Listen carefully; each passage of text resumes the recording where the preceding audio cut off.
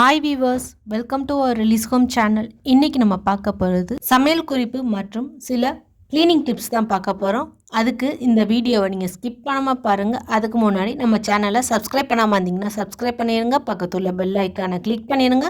இப்போ வீடியோக்குள்ளே போகலாம் வாங்க. வெண்டைக்காய் நம்மளுக்கு மொறுன்னு நல்லா கிறிஸ்பியாக வர்றதுக்கு இந்த மாதிரி நீங்கள் செஞ்சு பாருங்கள். வெண்டைக்காயோட டேஸ்ட் நல்லாவே இருக்கும், நல்லா கிறிஸ்பியாகவும் இருக்கும். இந்த மாதிரி வெண்டைக்காவை உங்களுக்கு எந்த சைஸில் வேணுமோ அதை கட் பண்ணிக்கோங்க.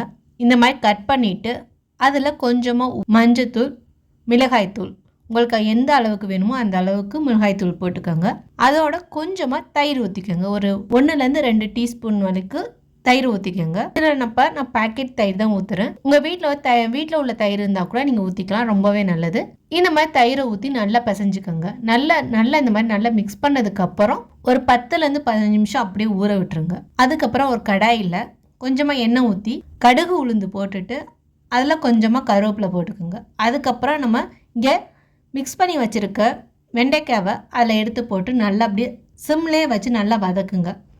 இந்த மாதிரி நல்லா வதக்கும் போது நம்மளுக்கு நல்லா கிறிஸ்பியான வெண்டைக்காய் ஃப்ரை ரெடி ஆயிரும். உங்களுக்கு இந்த மாதிரி நீங்கள் தயிர் ஊற்றி செய்கிறனால உங்களுக்கு அந்த வளவளப்பு தன்மை சுத்தமாக இருக்கவே இருக்காது, நல்லா கிறிஸ்பியாகவும் வரும். இதை நீங்கள் ட்ரை பண்ணி பாருங்கள், இது உங்களுக்கு ரொம்பவே யூஸ்ஃபுல்லாக இருக்கும். நம்ம வீட்டில் உள்ள சீப்பு நம்ம சீவ அழுக்கு கொஞ்சமாக சேர்ந்து ரொம்ப அழுக்கு பிடிஞ்ச மாதிரி இருக்கும். அதை கண்டிப்பாக நம்ம 15 நாளைக்கு ஒரு வாட்டை க்ளீன் பண்ணிகிட்டே இருக்கணும். அப்போ தான் அது நீட்டாக இருக்கும். அட்லீஸ்ட் 15 நாளைக்கு ஒரு வாட்டை நம்மளால் க்ளீன் பண்ணிட்டு மாதத்தில் ஒரு வாட்டையாவது கண்டிப்பாக அதை க்ளீன் பண்ணிடுங்க.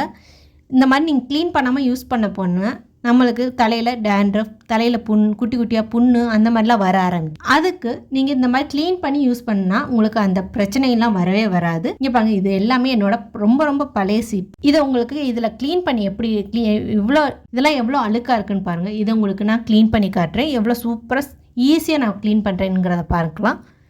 இதுக்கு நாம் வீட்டில் யூஸ் பண்ணுற டிட்டர்ஜென்ட் பவுட்ரு தான் நான் இதுக்கு ரொம்பலாம் தேவையே கிடையாது. ஒரு 1/2 டீஸ்பூன் டிட்டர்ஜென்ட் பவுட்ரு போதும்.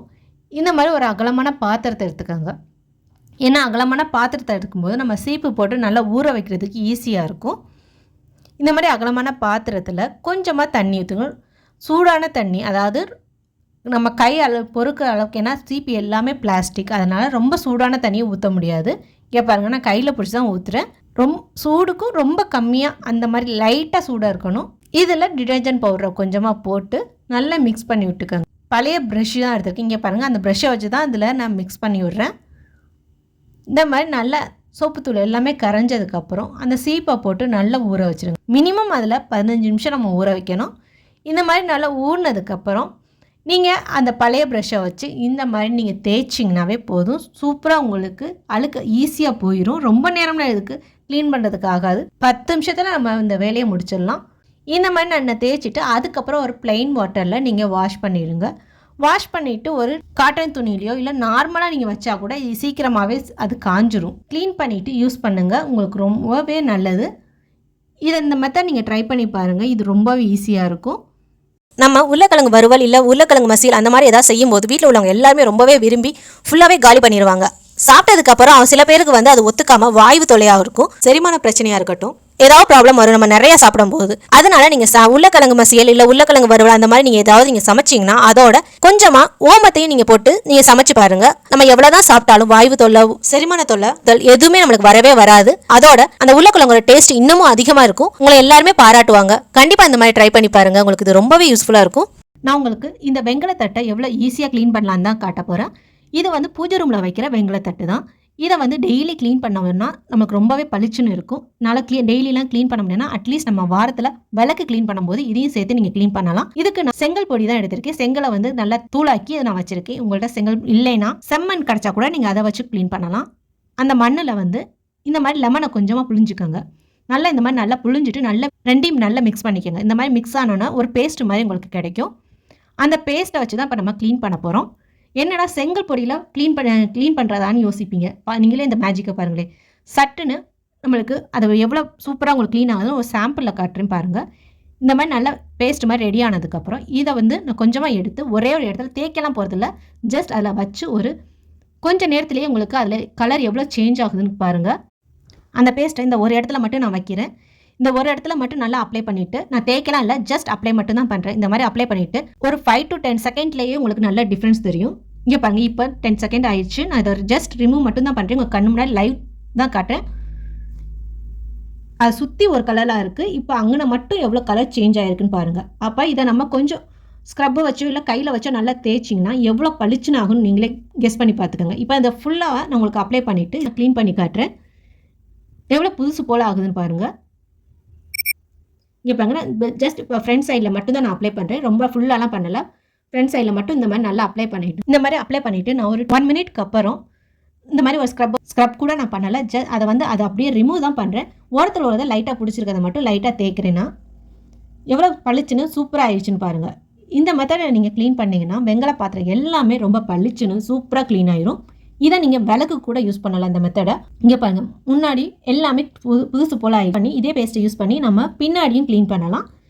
அதே போல் தான் பின்னாடி ஃபுல்லாக அப்ளை பண்ணிக்கோங்க. பின்னாடி ஃபுல்லாக அப்ளை பண்ணிவிட்டு ஒரு 1 மினிட்க்கு அப்புறம் நீங்கள் இந்த ஸ்க்ரப்பை வச்சு லைட்டாக அந்த ஓரத்தில் மட்டும் அந்த நுனியில் மட்டும் நல்லா கொஞ்சம் லைட்டாக தேய்ச்சிங்கன்னா அழுக்கு எல்லாம் போய் புதுசு போல் ஆயிரும். இந்த மாதிரி நல்லா தேய்ச்சி கழுவுனதுக்கப்புறம் ஒரு நல்ல தண்ணியில் இந்த மாதிரி நல்லா வாஷ் பண்ணி எடுத்துகிட்டு ஒரு துணியை வச்சு தொடச்சிட்டிங்கன்னா உங்களுக்கு அது நல்லா பளிச்சுன்னு புதுசு போலவே இருக்கும். வாரத்தில் ஒரு வாட்டை இந்த வெங்கல பாத்திரத்தை இந்த மாதிரி க்ளீன் பண்ணி பாருங்கள். ரொம்ப கஷ்டப்பட்டு தேய்க்கணும்னு அவசியமும் இல்லை. ரொம்ப ஈஸியாக நம்மளுக்கு தேய்ச்சிடலாம். இதை ட்ரை பண்ணி பார்த்துட்டு உங்கள் ஃபீட்பேக் என்னவோ எனக்கு கமெண்ட் பண்ணுங்கள்.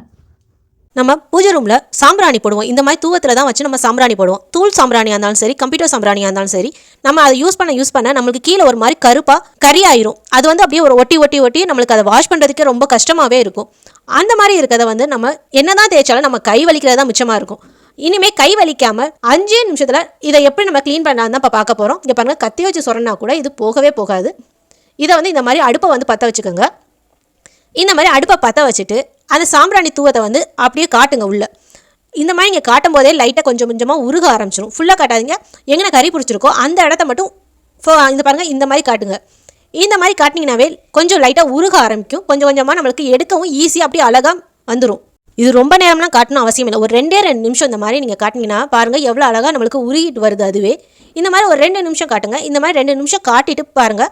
இந்த மாதிரி 2 நிமிஷம் காட்டிட்டு கத்தியை வச்சோ இல்லை ஒரு ஸ்பூனை வச்சோ இந்த மாதிரி நீங்கள் சொரண்டிங்கனாவே ஈஸியாக நம்மளுக்கு அது உறிஞ்சு அப்படியே வந்துடும்.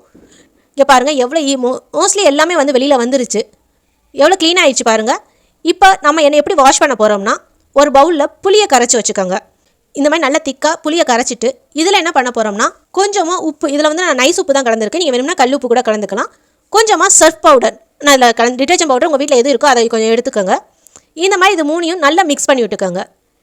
இந்த மாதிரி நல்லா எல்லாத்தையும் நல்லா மிக்ஸ் பண்ணதுக்கப்புறம் இதை வச்சு ஸ்க்ரப்பை யூஸ் பண்ணி அந்த தூவத்தை நீங்கள் க்ளீன் பண்ணிங்கன்னா அவ்வளோ பளிச்சுன்னு எல்லாமே போயிடும். கொஞ்சம் கூட உங்களுக்கு அந்த கறி பிடிச்சதோ அப்படி இருக்கவே இருக்காது.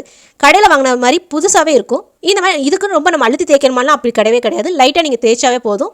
இங்கே பாருங்கள், உங்களுக்கு நான் தேய்ச்சி காட்டுறேன். இங்கே பாருங்கள் எவ்வளோ சூப்பராக போயிடுச்சு. இதை வச்சு உள்ள வெளியே எல்லா இடத்துலையும் இந்த மாதிரி நல்லா தேய்ச்சிட்டுக்கோங்க. இந்த மாதிரி நீங்கள் தேய்ச்சிங்கனாவே உங்களுக்கு அது ரொம்பவே புதுசு போல் ஆகிருக்கு. 15 வருஷம் 20 வருஷம் பழசாக இருந்தால் கூட இது வந்து இந்த மாதிரி நீங்கள் தேய்ச்சிங்கன்னா உங்களுக்கு அது புதுசு போல் இருக்கும். இப்போ பாருங்கள் எவ்வளோ புதுசு போல் இருக்குது. நம்ம நேரமோ இப்போ தான் போய் நம்ம கடையில் வாங்கிட்டு வந்த மாதிரி இருக்குது. இந்த மாதிரி நீங்கள் யூஸ் பண்ணி உங்கள் பூஜை பொருளை வந்து க்ளீன் பண்ணி பாருங்கள். உங்களுக்கு அந்த தூவம்லாம் வந்து அவ்வளோ நீட்டாக அப்படி புதுசு போல் பளபளக்கும். கண்டிப்பாக இதை ட்ரை பண்ணி பாருங்கள். உங்களுக்கு ரொம்பவே யூஸ்ஃபுல்லாக இருக்கும்.